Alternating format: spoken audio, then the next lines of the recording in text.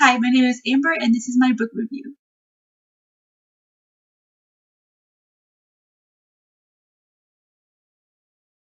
Today I'm going to be reviewing City of Women by David R. Gillham. This book is about Sigrid Schroeder. She is a woman married to a soldier living in Berlin.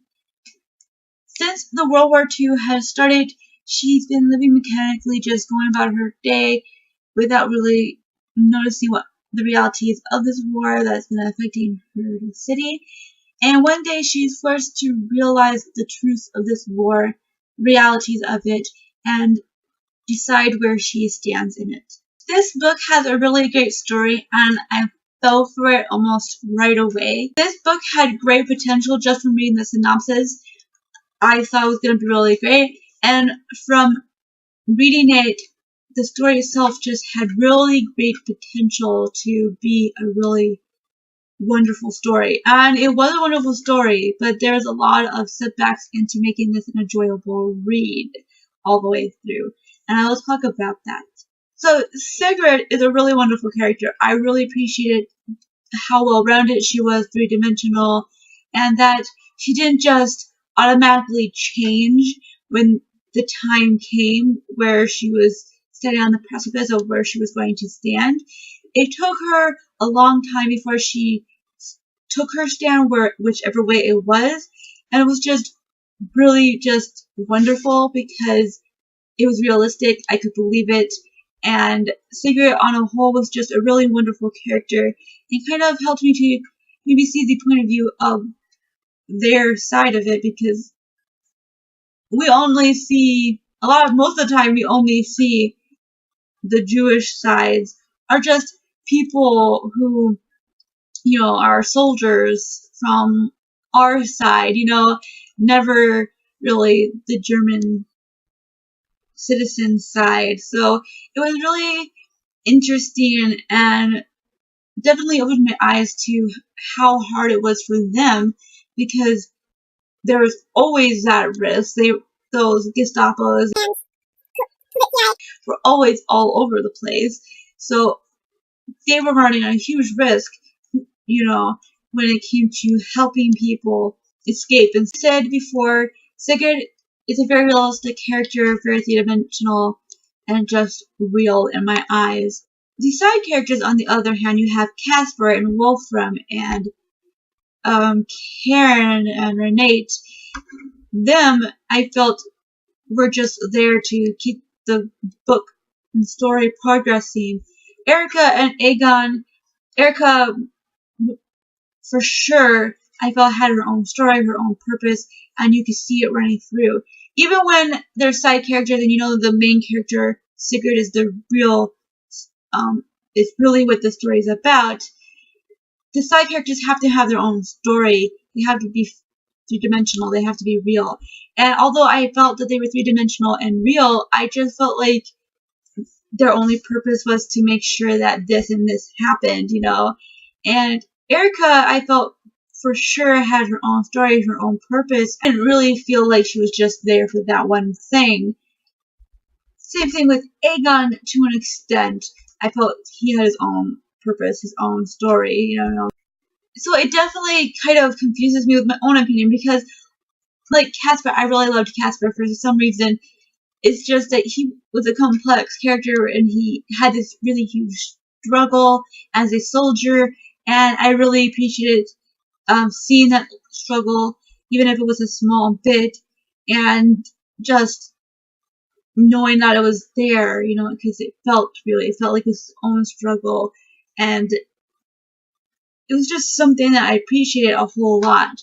But at the same time, in the end, I felt that he was only there for Sigrid's story to keep moving.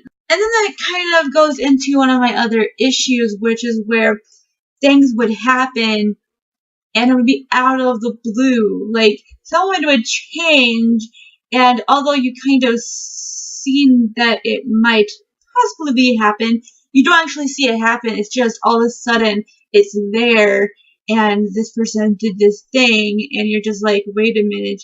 You never really got the clue to really believe that this would have happened, And then there's this one other major incident where I was really frustrated with the author about, because I may be wrong about it, because I might have just forgotten that it was told, but there was never this instance where we knew this certain person's birthday, and then it was a clue to something else.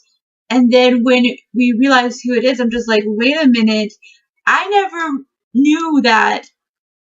Where did you tell us that? Where was the clue? Mostly because I felt like the author, Gillham, wanted us to be able to guess that it was this person. And there was no freaking way that I could have known that. And I'm 99% sure that we were never given that clue at all. So it's really frustrating because he wanted us to guess, and I couldn't guess because he never told. And even if he didn't have that clue there and he didn't expect us to guess, then where was that moment where she figured it out? We should have been figuring it out with her, because we knew as much as Sigurd did. So it's like, you have to give us something more. You have to actually give us something to go on, because I was like, when I saw the clue, I was just like, wait a minute, like, what? I didn't understand it, and I thought we were going to find out how this all works out, and the way that he handled it, it was just really off for me.